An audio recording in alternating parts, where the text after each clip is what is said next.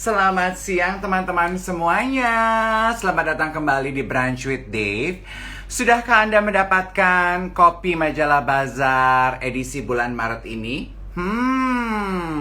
Sama seperti edisi spesial Brunch with Dave selama 1 bulan penuh, kita mendedikasikan edisi ini kepada sineas-sineas Indonesia. Tuh, saya kasih sneak peek sedikit ya. Aduh, foto-fotonya bagus banget.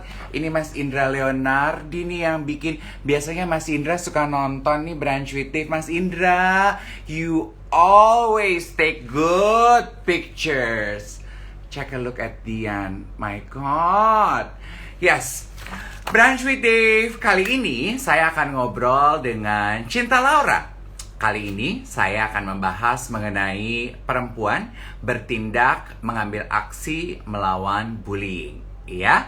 Nah, kalau Anda ketinggalan live Instagram Brunch with Dave yang Anda saksikan di account Instagram Bazar Indonesia, Anda bisa ikuti lengkapnya talk show Brunch with Dave di kanal YouTube-nya Bazar Indonesia ya. Jadi silahkan di like and spread our little show to your friends so more people can enjoy the inspiration. Oke, saya rasanya sudah melihat Cinta Laura bergabung. Ayo kita live, join live dengan Cinta Laura Ki. Yes, hope the connection is all good. Covernya bagus lagi ya. Yellow, they say it's going to be in. It's the it color. Hi there. Hi. Cinta. Oh, hi. Oh my God. Kamu cantik banget siang ini. Thank you. How are you? I'm good. Did you do your own makeup? I wish. I wish. Okay. Aku ngerjain rambut aku sendiri, but makeup-wise, I had someone do it for me because I wanted to look good just for you. Oh, let me look at that cheekbone. Oh my God, to die for. My God. Cinta, kamu tuh when did you realize that you have an interesting look? An interesting look. That's a hard question. I mean, I think when I was a kid, a lot of people told me I looked like this person, like that person. And they were all very beautiful women, but I never agreed with them. And when I entered the entertainment industry, that's when I realized that I had an interesting look because I know that my jaws are a lot stronger than what is deemed beautiful in this country. And initially, it was actually a source of insecurity for me because I would think to myself, oh, I wish I had slimmer jaws. I wish I had a smaller face. But then growing up, I realized that that's what gives me my strong character because I have such protruding jawbones, protruding jawline, so to speak. Because I believe, like what you said, every woman are gorgeous, every woman are beautiful. Each has their own different, interesting, unique way of, beauty. That's why I use the word interesting to describe your beauty. Nah, kalau tadi kan Cinta bilang, kalau di kita nih di Indonesia, kayaknya perempuan bahasa cantik itu terlalu dikotak-kotakan dalam satu kotak gitu. Nah, you have the experience of also living abroad. Apakah Cinta merasa bahwa kecantikan itu artinya jauh lebih luas ketika hidup di luar negeri? Ya, menurut aku setiap negara di dunia ini mempunyai progres dan evolusinya sendiri ya. Aku senang sekali bahwa di Indonesia sekarang udah mulai banyak sekali brands dan juga movements melakukan yang bisa dibilang melakukan promosi terhadap positive body image dan juga positive beauty standards. Jadi aku ingat sekali waktu tumbuh besar, sering sekali di Indonesia aku dikasih tahu, oh kamu cantik banget karena kulitnya putih, atau oh kamu cantik banget karena kamu tinggi, bla bla bla. Tapi aku sekarang senang bahwa di Indonesia kita mulai realize bahwa berpandang seperti itu sebenarnya tidak baik karena negara ini negara yang beragam. Setiap suku mempunyai kecantikannya dan keunikannya I sendiri, and agree. we have to embrace that. Dan mungkin aku ngerasa di Indonesia nggak lama lagi kita akan lebih mengembrace tipe badan yang berbeda-beda, tipe Hmm. kecantikan yang berbeda-beda. Tapi iya, mungkin saat aku tinggal di US, memang mereka lebih mengembrace tipe kecantikan yang berbeda. Bukan berarti beauty standards nggak ada ya. Aku rasa Hmm. selalu ada. Tapi memang kalau di sana kita nggak mempunyai sebanyak pressure untuk harus misalnya kurus sekali, atau mungkin harus selalu mempunyai kulit yang lebih terang, atau mungkin Ya. mempunyai struktur muka yang gimana-gimana gitu. So I'm not gonna say that the pressure doesn't exist abroad, tapi yang memang mungkin lebih positif adalah di sana mereka lebih mengembrace tipe kecantikan yang berbeda-beda gitu. Okay. Yeah. I agree with what you said. I think the now generation, your generation, are much more open towards divining beauty. So I see a very bright new future for our beloved country, ya kan? Sekarang tuh kayaknya anak-anak jauh lebih pemahaman perspektifnya terhadap kecantikan jauh lebih luas. So kudos for your generation for opening up new perspective. Okay, about our topic mengenai bullying. Cinta, are you still there? Oke, agak nge-lag sedikit. Kita kasih waktu sebentar ya teman-teman ya. Untuk koneksinya kembali terhubung dengan baik. Sekejap ya. Oke, ups. Oke, waduh. Ntar kita join lagi ya. Kayaknya koneksinya tadi sedikit terganggu. Padahal baru mau mulai bertanya mengenai bullying ya, yang menjadi topik kita nih hari ini. Karena seperti teman-teman lihat di Instagramnya Cinta, ia juga sudah mulai menyuarakan kepeduliannya terhadap bullying. Oke, sebentar ya. Saya coba lihat ajakan untuk live-nya. Jack banyak banget ya minta live, tapi nggak ada namanya Cinta. Sekejap ya. Hebat nih teman-teman yang nonton. Ada yang dari Malaysia katanya. Hi, greetings from Jakarta. Oke, topik kita hari ini adalah mengenai perempuan dan bullying. Saya yakin buat Anda yang menyaksikan, kalau Anda adalah perempuan, pasti sedikit banyak teman-teman pernah merasakan bullying. Keluar rumah merasa tidak aman, catcalling, digoda-godain oleh laki-laki. Cinta, I'm here. Okay, let me click on you and then we can go live together again. Yes, there we go. She's back. Hi, Okay, now you're back. I'm back. Yes. Good. Oh, that Okay. was so frustrating. Oh, I'm so It's sorry. okay. Tapi tadi pembahasan kita, iya, yang paling penting adalah kita menuju progress di mana banyak generasi muda Indonesia sekarang lebih percaya diri dan mengerti bahwa kecantikan itu beragam, dan kita nggak harus memiliki kecantikan yang sesuai beauty standards yang udah didictate oleh media atau society kita. Good. Nah, sekarang mengenai bullying, Cinta.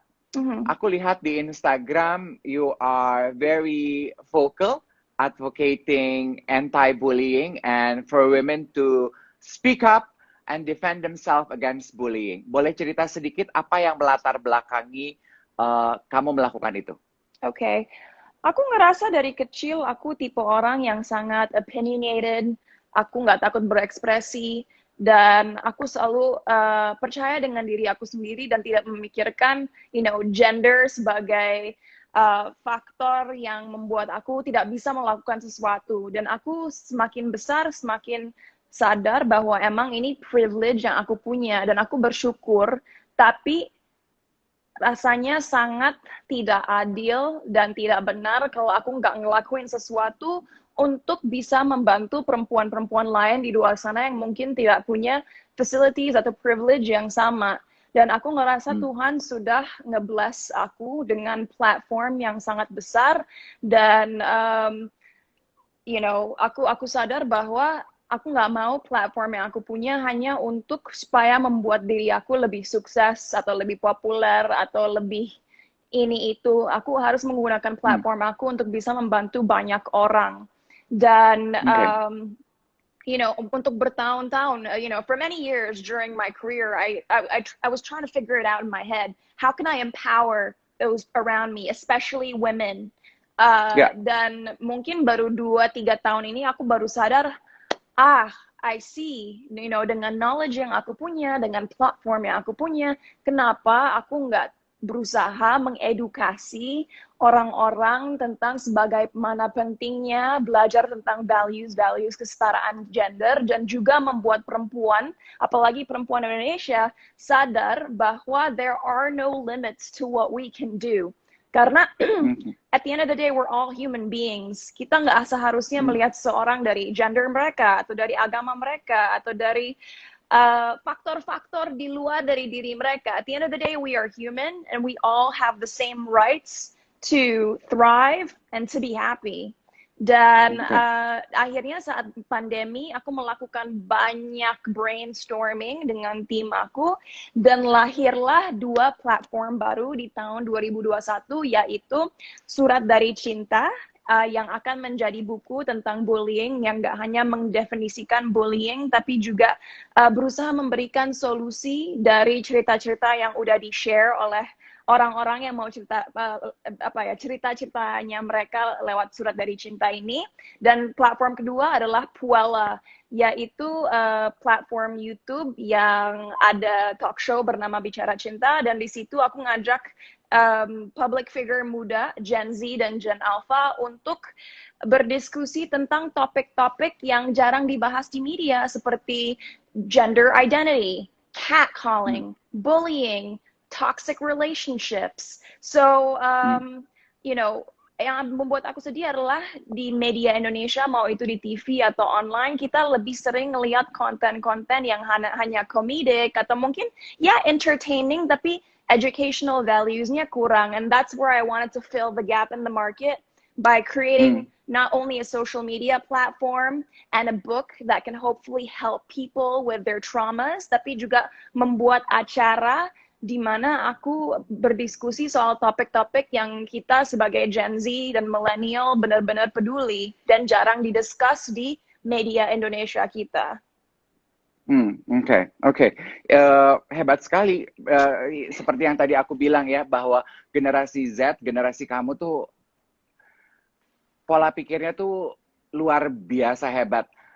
Tadi kan Cinta bilang ada 2 platform yang dirilis tahun ini oleh Cinta. Cinta punya YouTube channel Cinta yang membahas mengenai episode tadi yang ada pertama gender identity. Aku ingin membahas sedikit mengenai itu. Menurut Cinta, perubahan seperti apa mengenai gender identity yang kalian rasakan? Karena kan di angkatan kita nih yang udah pada tua-tua, kalau di Indonesia, aduh gender identity ya udah cuma 2 kali, nggak usah diomongin gitu. Sementara anak-anak sekarang kan jauh lebih terbuka ya. Let's talk a little about that. I mean, aku sangat aware bahwa akhir-akhir ini sedang ada diskusi besar di dunia digital tentang hak-hak LGBTQ. Dan banyak sekali orang marah karena harusnya kita nggak mendiskusikan you know, sexual preference atau gender identity seperti seperti itu. Karena kembali lagi ke argumen aku tadi, we're all human beings. So, you know, it is our right to express ourselves the way we see fit. Dan yang aku Oke. senang dengan Generation Z sekarang, ya mereka lebih aware akan hal itu. Karena, you know, as I said, we have the right to express ourselves the way we would like. Dan, you know, I don't want to get too political right now, karena ini pembicaraan lagi hot banget. Tapi kalau dibicara Ya. cinta, dalam Puella, sekarang kita masih dalam tahap di mana kita lebih fokusnya kepada identitas kita sebagai perempuan, you know, and I think that's our discussion today, right? Karena Yes. banyak sekali perempuan Indonesia mungkin dari kecil sudah dididik, oh nanti kalau kamu umur sekian, you have to get married. Kalau kamu umur sekian, berarti obligasi kamu adalah ini. Kamu harus nurut gini. So, from a young age, they've already been limited. All of those limitations should not exist. Jadi, penting sekali, kita sebagai orang-orang yang mempunyai platform, bercerita bahwa, hey, as human beings, especially as a woman, because I can only speak from the standpoint of a woman, ya. Jangan pernah merasa guilty untuk memilih menjadi misalnya wanita karir atau mungkin melakukan dua-duanya. I don't know why women should be put in a box. Banyak sekali perempuan-perempuan sukses di luar sana yang nggak hanya mempunyai keluarga tapi juga punya bisnis yang sangat sukses dan menjadi boss of their own company. So there's no reason you can't do both, and it doesn't make you less of a woman or less of a mother or less of a wife or less of a sister or less of a daughter if you do all those things, because if we're capable, why not? Gitu. So what's very important right now is I want to instill confidence in the young generation, especially women. Karena think about it, negara kita Indonesia, bagaimana kita mau maju kalau 50% dari masyarakat negara ini, yaitu perempuan, tidak diberi kesempatan atau opportunity yang sama untuk berkembang dan memenuhi potential yang mereka punya. Okay, good. Before we continue, I got so distracted by the comments. Teman-teman, ya kalau Anda mau sholat Jumat, silahkan selamat menunaikan ibadah. Kalau Anda bertanya kenapa saya tidak sholat Jumat, saya Kristen, jadi saya nggak sholat Jumat. Ada 5 agama di Indonesia ya. Kalau teman-teman mau sholat, monggo. Tapi jangan tinggalkan komentar kasar, oke? Let's be more intelligent, okay? If you do not understand this, I don't think this show is for you. Let's continue. Okay, mengenai limitasi. Tadi kan Cinta bilang bahwa limitasi yang kita rasakan as a human being. Kembali ke topik kita sebagai perempuan. Apakah Cinta pernah merasakan diberikan batasan just because you are a woman, just because you are a girl, that you cannot do this or what? In your career or in your personal life?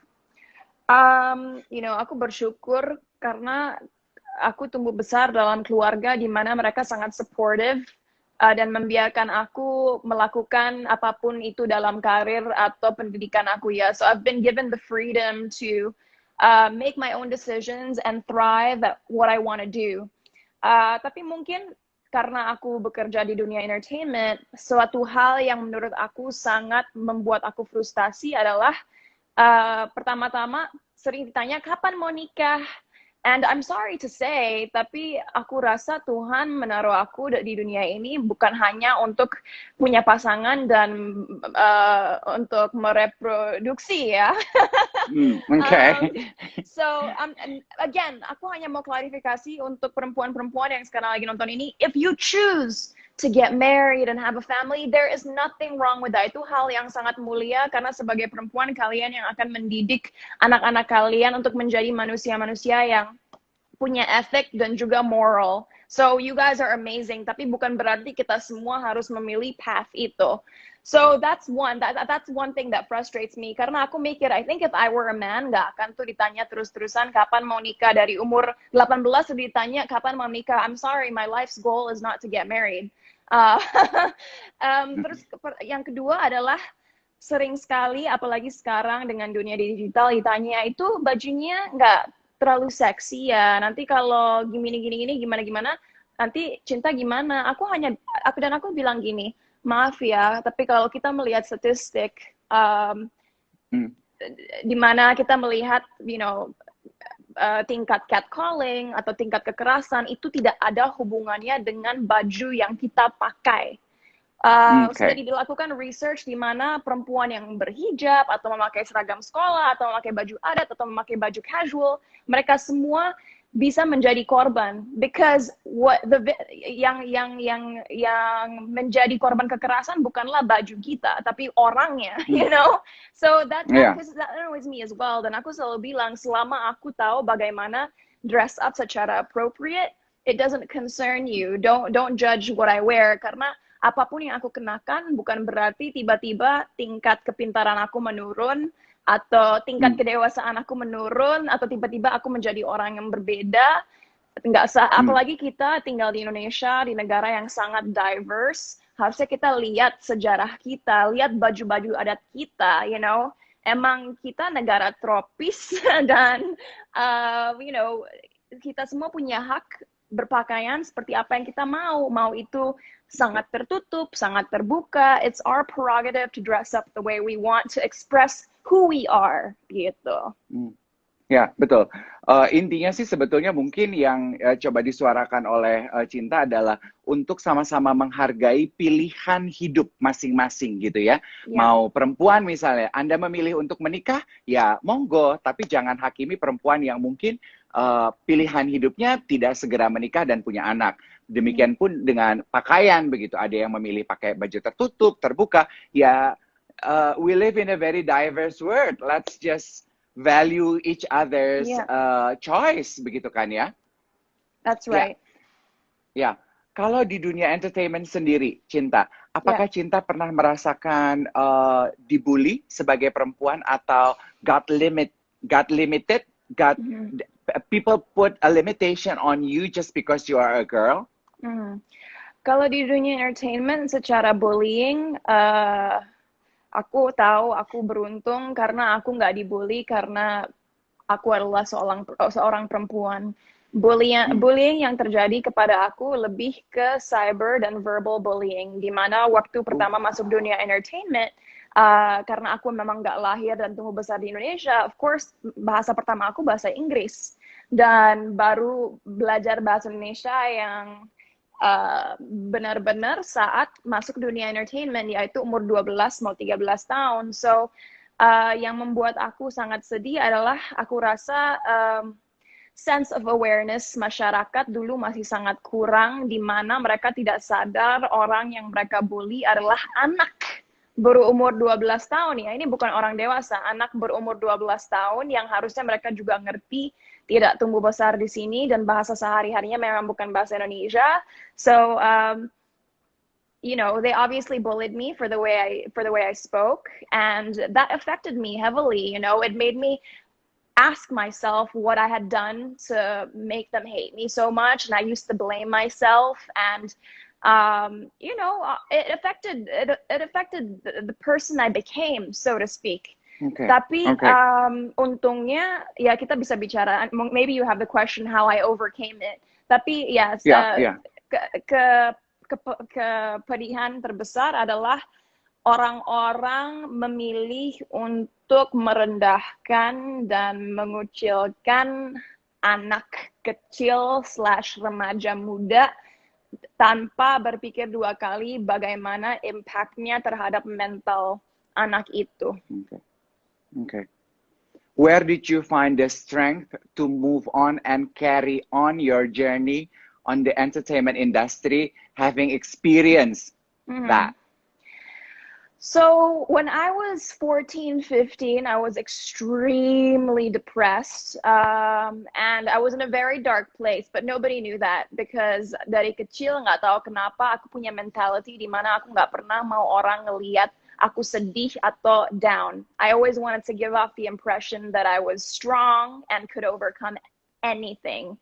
Jadi saat aku umur 15, aku lupa dari mana awakening-nya, tapi tiba-tiba aku bilang ke diri aku sendiri, you know what, aku akan mentransformasi semua negativity yang diberikan oleh orang-orang kepada aku menjadi motivasi dan kerja keras supaya aku nggak hanya sukses dalam karir aku, tapi juga bidang pendidikan, dan bisa keterima di salah satu sekolah terbaik di dunia, dan juga tetap mempunyai karir yang solid dan sukses, dan mudah-mudahan menginspirasi dan menjadi role model buat banyak orang. And that's exactly what I did.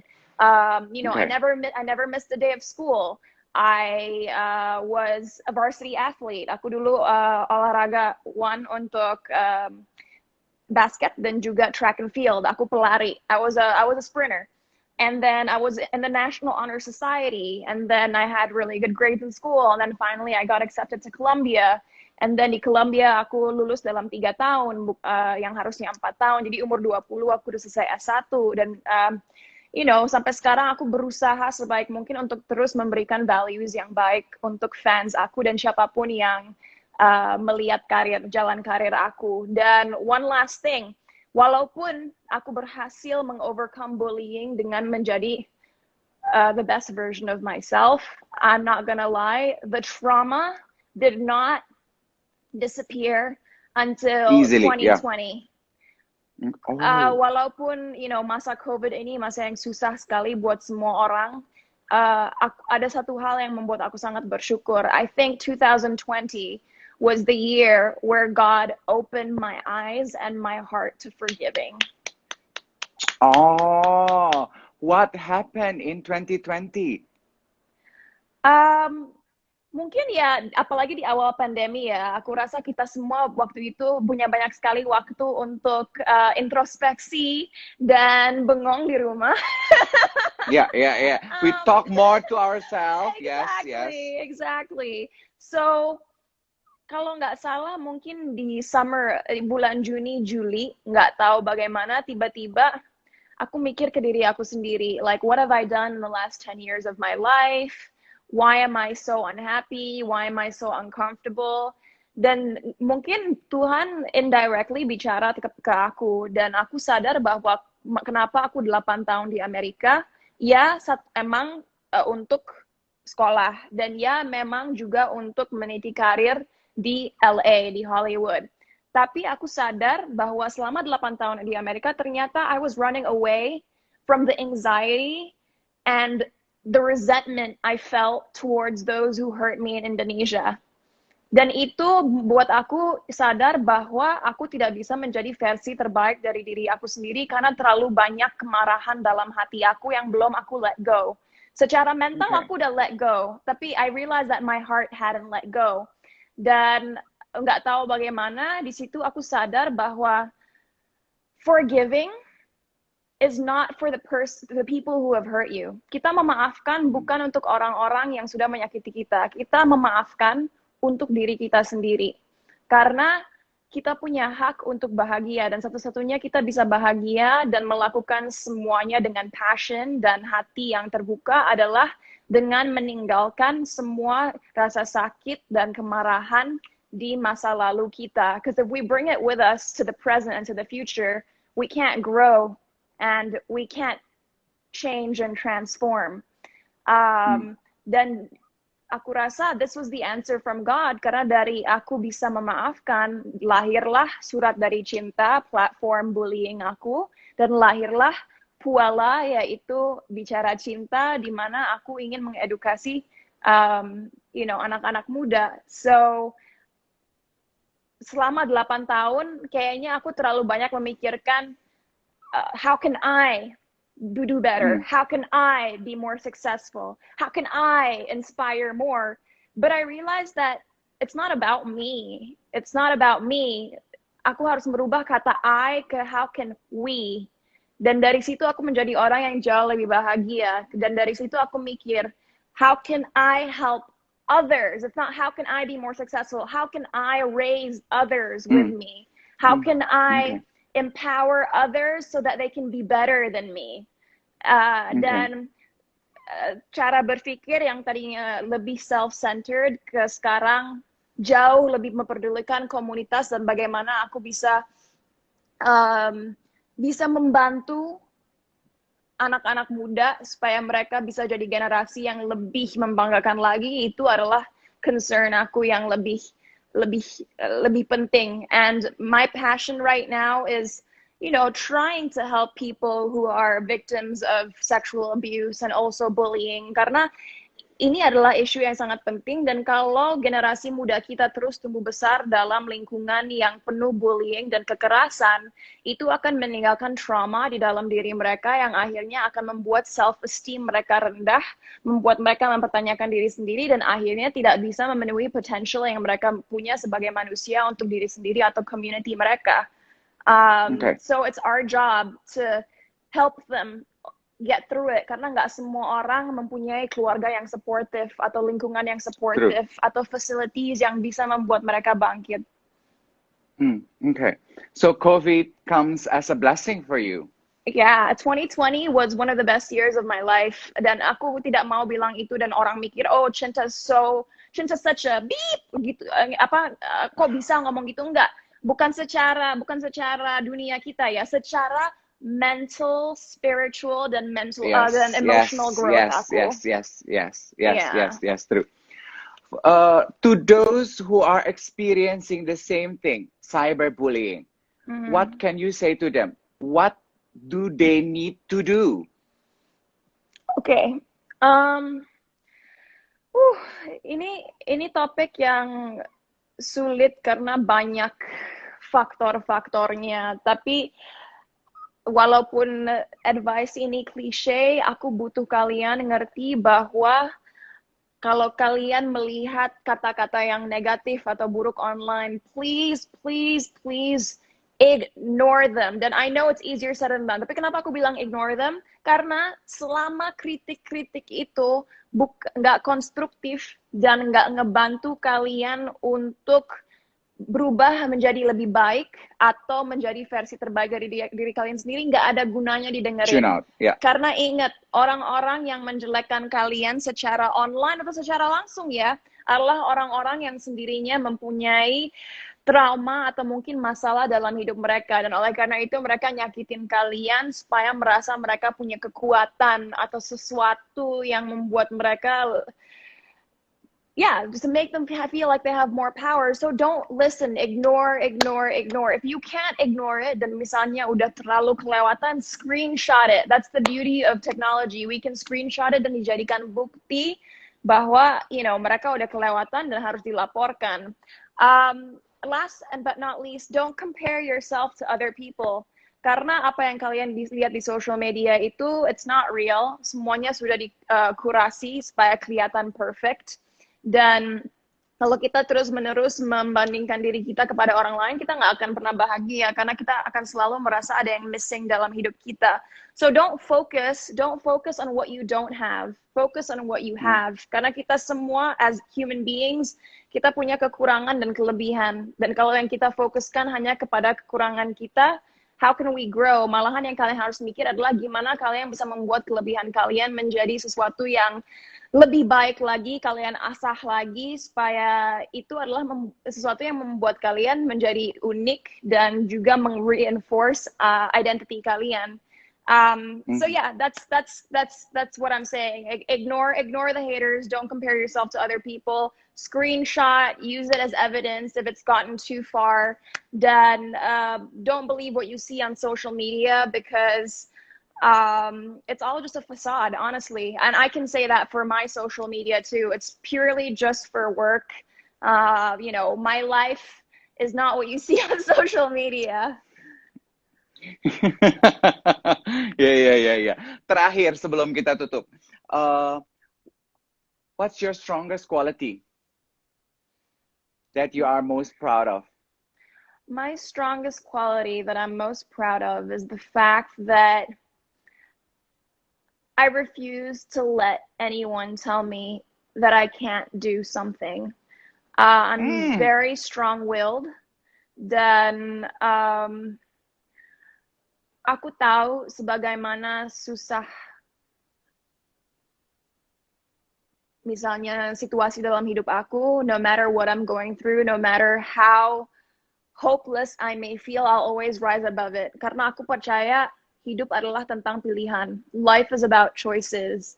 Dan sebagaimanapun situasinya susah dalam hidup kita, kalau kita memilih untuk bisa rise above dan cari cara untuk keluar dari situasi itu, kita pasti bisa. It's all about the mind, it's all about our will. If our will is strong enough, we can overcome anything. Dan itu yang membuat aku bangga dari diri aku sendiri. Even at times where I feel like hope is gone, aku selalu kasih tahu diri aku sendiri bahwa enggak, you are strong, you can overcome anything, and when you look back at your life and reflect upon what has happened, you are going to be so grateful for all the obstacles you have ever experienced in your life.